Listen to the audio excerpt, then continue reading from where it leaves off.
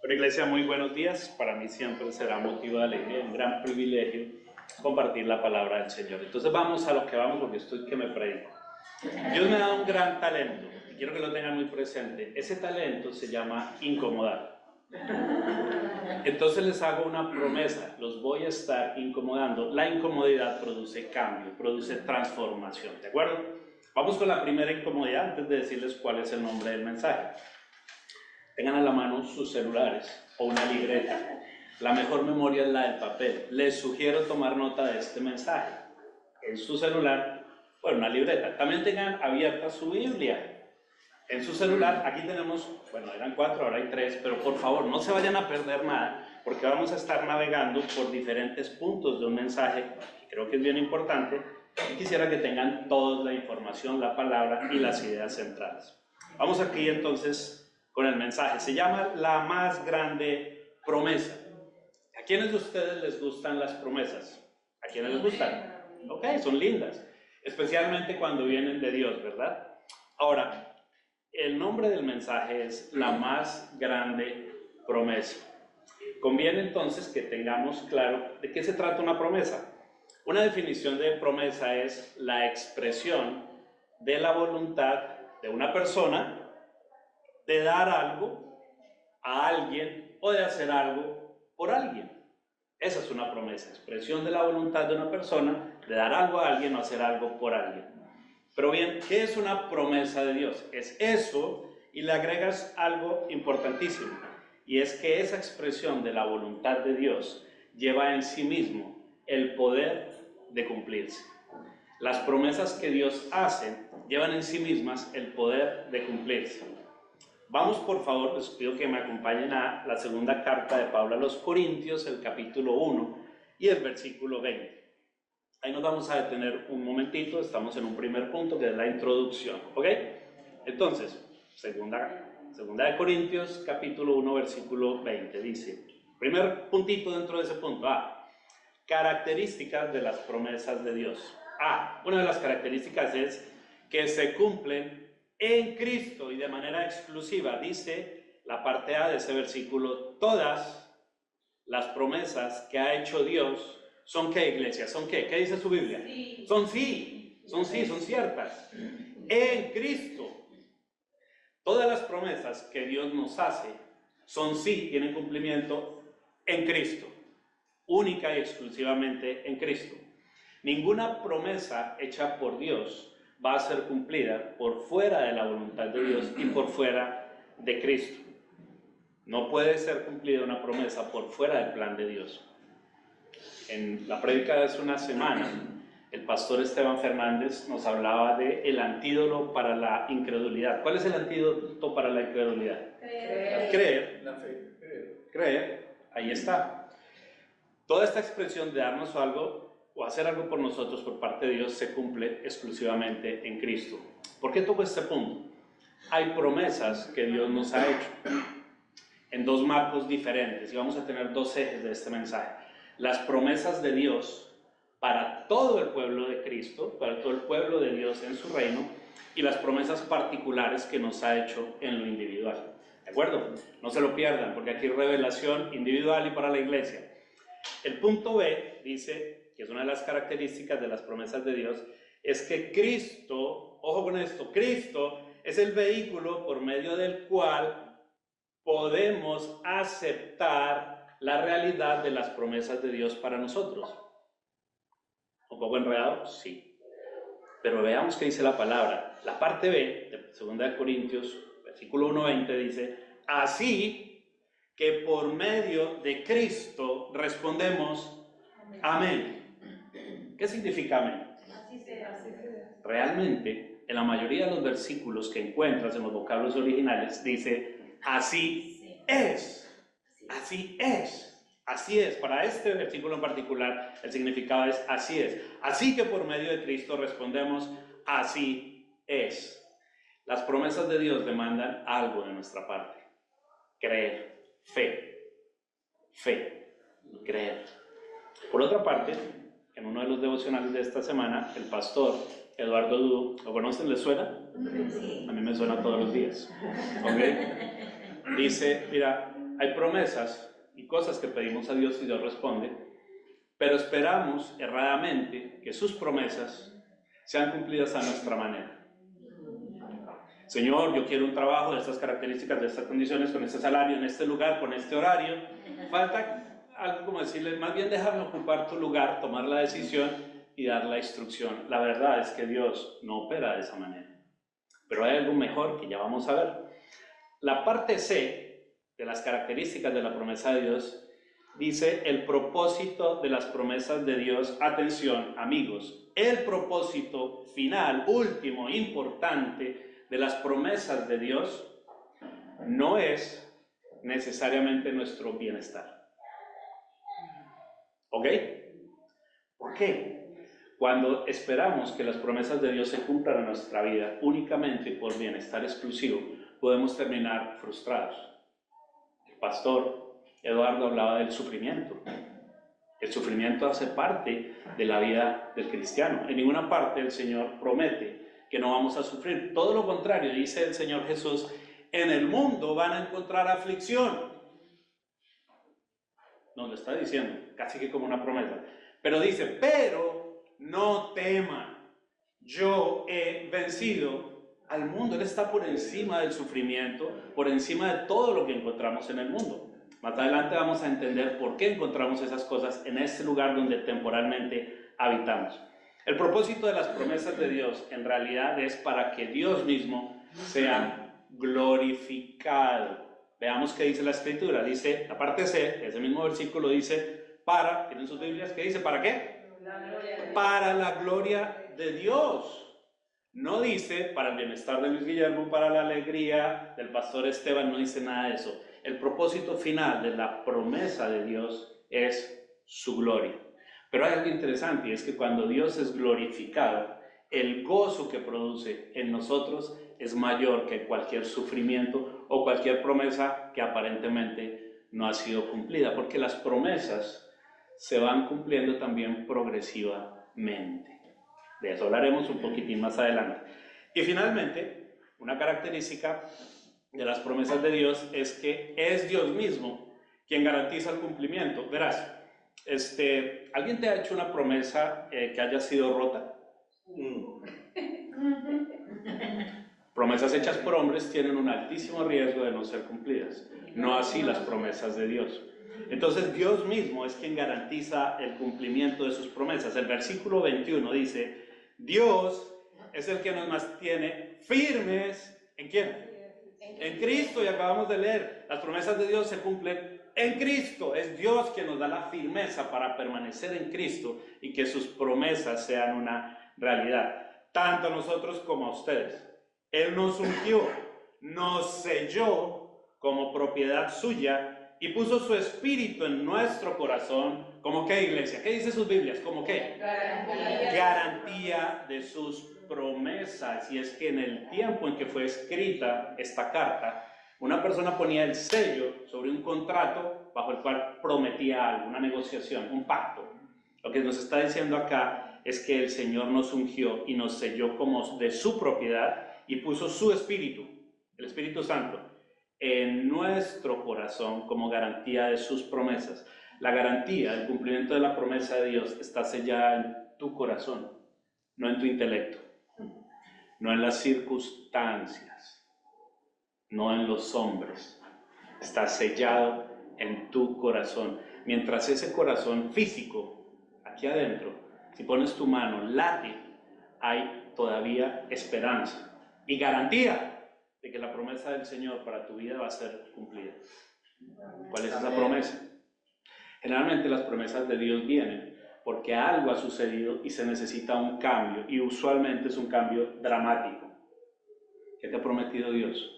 El regreso del hijo que partió, que se desvió del camino, un matrimonio que ha sido destruido, una crisis financiera.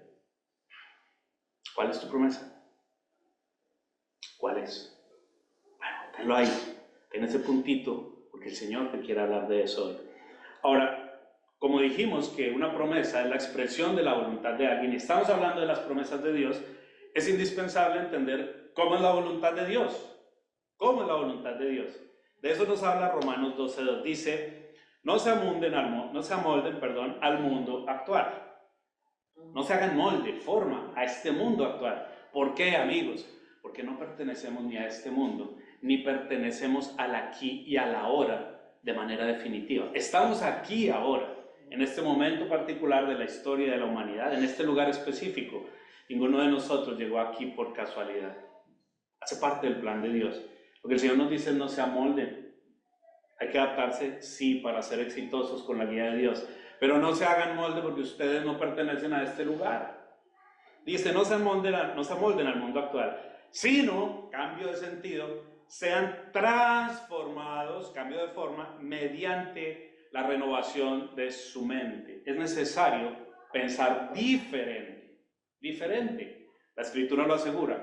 Ustedes, nosotros, por nuestra parte, tenemos la mente de Cristo. Eso es una revelación tremenda. Yo puedo pensar como Cristo pensaba en su humanidad. En Jesucristo, para hacer claridad, coexisten dos naturalezas: una naturaleza divina, como Dios, todo Dios, y una naturaleza humana, como hombre, todo hombre. Y se está refiriendo a la mente humana y a la revelación de Dios en la mente humana, en sus hijos, ustedes y yo. Podemos coincidir con el pensamiento de Dios para nosotros. Dice: mediante la renovación de su mente. Al hacer esto, dice, así podrán comprobar. No dice conocer, ya lo sabemos. Está escrito en nuestro corazón, dice comprobar cómo es la voluntad de Dios, que tiene tres características: es buena, es agradable y es perfecta. Totalmente diferente a la voluntad humana. Totalmente diferente. La voluntad humana, ¿cómo es? Es mala, es desagradable y además es imperfecta. ¿Cómo vamos a esta iglesia? ¿Tiene sentido? Sí. Ok, vamos a entrar a un punto un poco más profundo. Vamos a entender cómo la voluntad de Dios y sus promesas hacen parte de un gran marco de la historia de Dios, de la historia de la humanidad y del plan de Dios, el reino de Dios. Vamos a hablar de unos antecedentes. Yo no puedo entrar aquí a detallar la palabra porque son 3 capítulos de Génesis, los 3 primeros capítulos. Pero quiero mencionarles algunos elementos que nos permiten darle marco a la siguiente parte del mensaje. En casita lean Génesis capítulo 1 al capítulo 3. Lo primero de estos antecedentes es: Dios creó todo el universo, y a eso es llamado la creación, y creó al ser humano. La creación y al ser humano. En la tierra, parte del universo, Dios eligió e hizo un jardín en el Edén. ¿Recuerdan esa historia real? El jardín del Edén, para que el hombre lo habitara, ¿cierto? Coadministrara desde allí la creación de Dios y desarrollara la civilización por toda la tierra, cultivara el jardín del Edén. Es lo que llamamos el mandato cultural, la orden de Dios de cultivar la tierra y expandir la presencia del hombre bajo el gobierno de Dios. Pero suceden cosas. Primero, todas las cosas funcionaban en un orden perfecto, ¿verdad? Era el pueblo de Dios, representado en Adán y Eva, en el lugar de Dios, que era el jardín de Edén, bajo el gobierno de Dios. Dios daba las instrucciones, ellos obedecían y las cosas funcionaban en total perfección. Como todos sabemos, sucedió algo. Instado por Satanás, el hombre, y nos referimos al género humano, decide tomar el lugar de Dios y establecer sus propias reglas de vida y sus propios límites. Cuando leemos Génesis, se nos explica en general, el relato dice que el hombre tomó la decisión de comer del fruto de un árbol específico, ¿cierto? Inicialmente asumimos que el pecado fue comer del fruto de ese árbol. Realmente ese no fue el pecado más importante que lleva a la caída del ser humano, sino más bien fue que el hombre decide tomar el lugar de Dios y decir: hey Dios, creo que sé más que tú. Ese no es el límite que yo quiero tener. Y esas no son las reglas bajo las cuales yo quiero vivir. Tengo unas mejores. Yo quiero ser conocedor del bien, conocedor del mal. Y quiero ser como tú. Ese es el mensaje que el hombre da a Dios en ese momento particular. Y bueno, como todos sabemos, todo cae en desgracia, ¿verdad? La autoridad y el gobierno de Dios son violentados. Ya Dios no es el el gobernante supremo para el hombre. El hombre quiere convertirse en su propio gobernante. Sucede también con nosotros. Sucede también con nosotros. ¿Qué sucede cuando Dios nos da una instrucción y nosotros decimos, bueno, pero tal vez lo puedo hacer después? Ir a Estados Unidos, bueno, sí, pero tengo que ir con capital y cuando todo esto esté organizado y cuando, etcétera, etcétera, etcétera. La obediencia tiene 3 características: es inmediata, gozosa y con la actitud correcta. Cuando Dios te dice, marcha, ¿tú qué haces? Marchas, porque de lo contrario estás demorando el cumplimiento de la promesa del Señor. Otro elemento importante es que al caer todo en desgracia, la creación deja de funcionar dentro del orden perfecto que Dios hizo, que Dios diseñó para esa creación.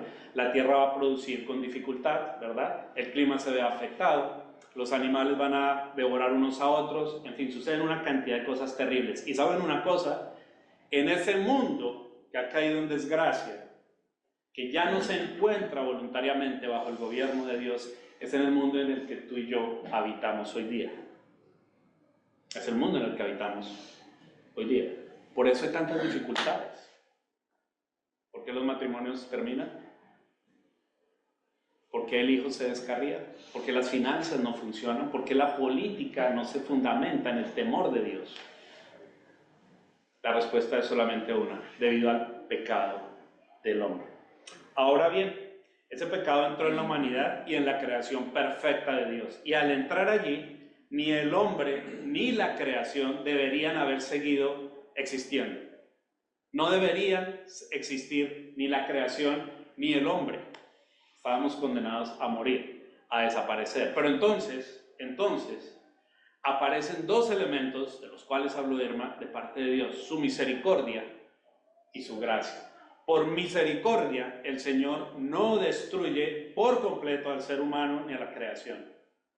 Dice, vas a morir, tu vida ya va a ser limitada, ¿verdad? En la creación no la destruye, pero ya no va a ser igual a como Él la diseñó. Todo estaba condenado a ser destruido. Sin embargo, en un acto de misericordia, Dios decide decide contener la destrucción inmediata de la creación y del ser humano. Y entonces es aquí donde aparece la más grande promesa que jamás se haya hecho. La vamos a encontrar en Génesis 3:15. Vayan a su Biblia porque la vamos a leer, es cortito, pero quiero que lo tengan a la vista. Génesis 3:15. Génesis 3:15. ¿Qué dice? Está hablando Dios a Satanás y le está diciendo, el versículo 15 dice, pondré enemistad entre tú y la mujer, y entre tu simiente y la de ella. Su simiente te aplastará la cabeza, pero tú le herirás el talón. Hey, Pastor Luis, pero eso no se parece mucho a una promesa. Se parece más a una maldición. Así es. En medio de la maldición contra Satanás, el Señor nos está revelando su misericordia y su gracia. ¿Por qué? Si lo notan, eso es lo que los teólogos llaman el protoevangelio. Evangelios son buenas noticias, buenas nuevas. El protoevangelio se refiere a la primera vez que hay promesa de buenas noticias para el hombre después de la caída. ¿Qué le está prometiendo el Señor a toda la humanidad? Su simiente te aplastará la cabeza, y se está refiriendo a Cristo Jesús. Dios Padre de Jesús está hablándole a Satanás diciéndole, la simiente de la mujer, Cristo Jesús, te aplastará la cabeza, pero tú le herirás el talón. Está hablando de que el Mesías, el Hijo de Dios, Dios mismo hecho hombre en la persona de Jesús, tendrá un ministerio sufrido, como lo mencionó el pastor Eduardo. La promesa más grande está allí porque si estábamos destinados a desaparecer por completo junto a la creación, lo que Dios está prometiendo es que bajará de los cielos, se hará hombre y cambiará el destino que el mismo hombre se ha creado, ser destruido por completo junto con la creación. Esta es la promesa más grande que puede existir. Ahora, en cuanto a las promesas individuales que Dios nos hace, debes comprender algo que es de suma importancia. Toda promesa que el Señor te hace en lo individual está contenida dentro de la gran historia de la promesa más grande, y es que Dios, Padre de Jesús, enviaría a su propio Hijo para redimir no solamente al hombre, sino a la creación. La historia de la Biblia empieza en un jardín y termina en una ciudad que tiene algunas características similares. Ya vamos a hablar de eso. En este pasaje que acabamos de leer podemos notar que Dios no solamente muestra su justicia al maldecir a Satanás, sino que también muestra su gracia al ofrecer redención y un redentor. Yo te hago una pregunta. ¿Qué promesa te ha hecho el Señor que aún no se ha cumplido? No me la digas, tenlo ahí si la quieres escribir, maravilloso, que haga parte de tus oraciones. Te lo pregunto, porque mientras hacía esta prédica durante las últimas semanas, el Señor me hablaba y me decía, escucha bien, sentados escuchando esta palabra, va a haber personas que tienen su corazón roto, que han perdido la fe aunque sonrían, que han perdido la fe en mis promesas, porque el tiempo ha debilitado su fe, pero no ha desaparecido. El Señor quiere que sepas que sus promesas siguen firmes, porque Él no cambia. Sus promesas a favor nuestro son sí en Cristo, y decimos amén. Sí, así es. ¿Qué le parece si le damos un fuerte amén al Señor por la promesa? ¿Okay? Ahora, ¿qué sucede? Dios demanda, cuando hace una promesa, demanda cosas de nosotros. Lo primero es creer. La vacuna ante la incredulidad es creer. Miren, Dios no se equivoca. Si ustedes escuchan los mensajes de las últimas 7 semanas, incluidos los devocionales, van a encontrar que hay un hilo conductor. ¿Ok? El hilo conductor es, acá estabas en una zona de confort, algo sucede que ha afectado tu fe, viene tu incredulidad, pero yo tengo una promesa para refrendar esa fe, que está tatuado en mi corazón como garantía de Dios. Escucha los mensajes y vas a ver que Dios trae un hilo conductor para la iglesia. Y miren esto, lo que para Satanás fue el anuncio de su derrota, como es clarísimo, para los creyentes en Cristo, que somos nosotros, ¿qué fue? El anuncio de nuestra redención. Es la promesa más grande que pueda existir, porque no existe ninguna otra que supere el hecho de que Dios en misericordia, en gracia, detenga la destrucción del universo y del ser humano y alargue los tiempos para que su Hijo Jesús pueda venir a la tierra como Redentor por primera vez y en una segunda vez donde se instituirá por completo el reino de Dios acá, en medio de nosotros. Ninguna promesa en lo individual puede ser más grande que la gran promesa de Dios para toda la humanidad y para aquellos que decidan depositar su fe en Cristo como Señor y Salvador. La simiente de la mujer, Cristo Jesús, sería vencedor sobre Satanás y a la vez sería nuestro Señor, nuestro Dios y nuestro Redentor. ¿Hay algo más? Estoy tratando de ser bien breve. Esta promesa nadie la merecía. Nadie la merecía.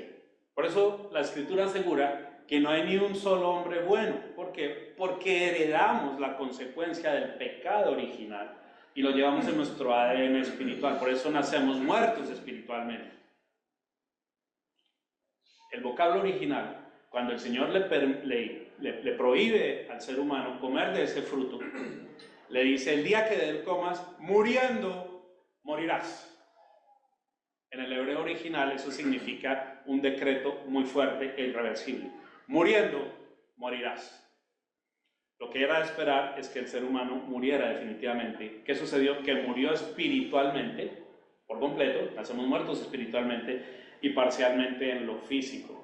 Nacemos con un destino final de muerte física, pero al contrario de la parte física, nuestra esfera espiritual, nuestra vida espiritual, entra en vida cuando recibimos a Cristo Jesús como nuestro Señor y nuestro Salvador. El Señor Jesucristo le habla a Nicodemo, un gran maestro de la ley judía, le dice, mira, Nicodemo, estoy parafraseando, ¿quieres ir al reino de Dios? Y ese es el centro del ministerio de Cristo, fue hablar del reino de Dios. Todo apunta allá. Y que Él es el Redentor y el Mesías. Le dice, mira, Nicodemo, experto en la ley, te voy a decir algo. Es necesario que nazcas de nuevo para que puedas entrar en el reino de Dios. Entonces, ¿qué le dice Nicodemo? Hombre sabio, inteligente, pero al que le faltaba ni nada más ni nada menos que la revelación que Dios hoy nos da. Y le dice Nicodemo, yo no te estoy hablando de un nacimiento físico, como que si vas a entrar nuevamente en el cuerpo de tu mamá y nacer de nuevo. Te estoy hablando de un nacimiento espiritual. Si depositas tu fe en mí, dice el Señor Jesús, como tu Señor y Salvador, vas a nacer espiritualmente porque estás muerto en espíritu. Estás muerto en espíritu. Por eso, las cosas de Dios no son entendibles para quien está muerto en espíritu, porque el origen es espiritual. Pero ¿cómo? Que una serpiente engaña a Adán y Eva y se comen una, dice manzana, no lo es. Y entonces por eso pierden el derecho a todas esas cosas. No se puede discernir con la lógica si no hay discernimiento espiritual. Ahora, fíjense lo siguiente. Íbamos a ser destruidos, ese era el destino final. Pero el reino de Dios, que es el lugar de Dios, el que Él construyó, donde habita el pueblo de Dios y donde Dios gobierna, empieza en un jardín y termina en una ciudad. Quiero leerles una parte de Apocalipsis 21, del versículo 1 al 4. Presten mucha atención y sigan la lectura ya, por favor. Si están en casa, si están acá, síganla, por favor. Acá hay algo importante. Dice la Nueva Jerusalén. ¿Por qué es importante que veamos este punto? Porque la promesa grande, la gran promesa de Dios, no está acá en el aquí y el ahora. Está allá en la eternidad. La Biblia habla del cielo, habla de la Nueva Jerusalén, no vamos a entrar en detalles, pero a lo que se refiere es el lugar en el que vamos a habitar, que es el reino de Dios. ¿Qué es? El lugar de Dios, donde habita el pueblo de Dios, bajo el gobierno de Dios y donde Dios está presente. Lo que sucedió en Edén es que Dios se aparta, ¿verdad? Se rompe la comunión.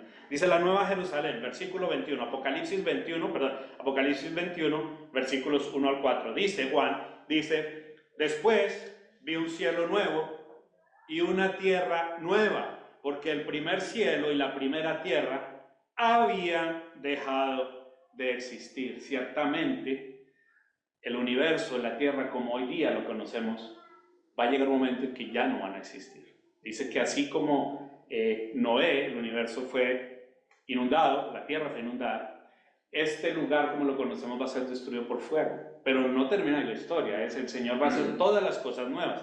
Dice, el primer cielo y la primera tierra habían dejado de existir. ¿Cuál es la promesa?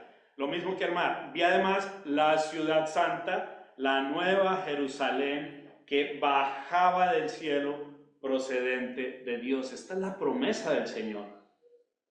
El Señor va a restaurar todas estas cosas, procedente de Dios, preparada como una novia hermosamente vestida para su prometido. Oí una potente voz que provenía del trono y decía, aquí, en la Nueva Jerusalén, entre los seres humanos, ahí vamos a habitar nosotros, entre los seres humanos está el santuario de Dios. Él habitará en medio de ellos y ellos serán su pueblo. Dios mismo estará con ellos y será su Dios, como originalmente fue en Edén. Él enjugará toda lágrima de los ojos. Ya no habrá muerte, ni llanto, tampoco lamento ni dolor, porque las primeras cosas han dejado de existir. Ahora, un punto final que es de muchísima importancia es lo siguiente. En Apocalipsis hay que leerlo con detenimiento, buscando ayuda también, porque hay un lenguaje que no es fácil de interpretar, hay que estudiarlo un poco. El versículo 16 dice lo siguiente: la ciudad, la Nueva Jerusalén, era cuadrada, medía lo mismo de largo que de ancho. El ángel midió la ciudad con la vara y midió 12.000 estadios. Su longitud, su anchura y su altura eran iguales. ¿Qué significa cuando algo tiene la misma medida de ancho, largo y altura? ¿Eso cómo se llama? Un cubo. Un cubo. ¿Será que la Nueva Jerusalén va a ser cubo? No, eso es lenguaje apocalíptico. Tenemos que entender, el único lugar que tenía forma cúbica en el Antiguo Testamento era el lugar santísimo en el tabernáculo donde se encontraba la presencia de Dios. Aquí de lo que se nos está hablando es, vamos a habitar por toda la eternidad en la presencia misma de Dios, y esa es una promesa de lo más hermoso que hay, porque nuestro destino final no está en el aquí y ahora, está en ese momento, en ese lugar, en el reino de Dios, el lugar de Dios, donde habita con el pueblo de Dios, bajo el gobierno de Dios Padre de Jesús. Esa es la mayor promesa jamás hecha, porque habla de la redención de toda la humanidad y de toda la creación del Señor. Ahora bien, ¿para quién es ese lugar reservado? No es para todo el mundo. Dice la Escritura que si confiesas con la boca que Jesús es el Señor y crees en tu corazón que Dios lo levantó de entre los muertos, entonces, consecuencia, serás salvo. Ni más ni menos que habitarás al ser salvo en este lugar hermoso que el Señor ha preparado para todos los que depositen su fe en Cristo Jesús como Señor y Salvador. ¿Ok? ¿Les parece si oramos para cerrar? Estupendo, Padre, te damos muchas gracias, Señor, por tus grandes promesas, por la más grande promesa jamás hecha, Señor, y es que enviarías a tu Hijo Jesús no solamente una, sino 2 veces, para que tu pueblo, Señor, sea redimido y tu creación sea restaurada, Señor. Gracias por las promesas hermosas que nos haces también en lo individual, Señor, porque si tú mismo entregaste a tu Hijo por nosotros, ¿cómo no nos vas a entregar junto con Él todas las cosas, incluidas las que necesitamos acá y que hacen parte de tu promesa? Nada nos faltará, Señor.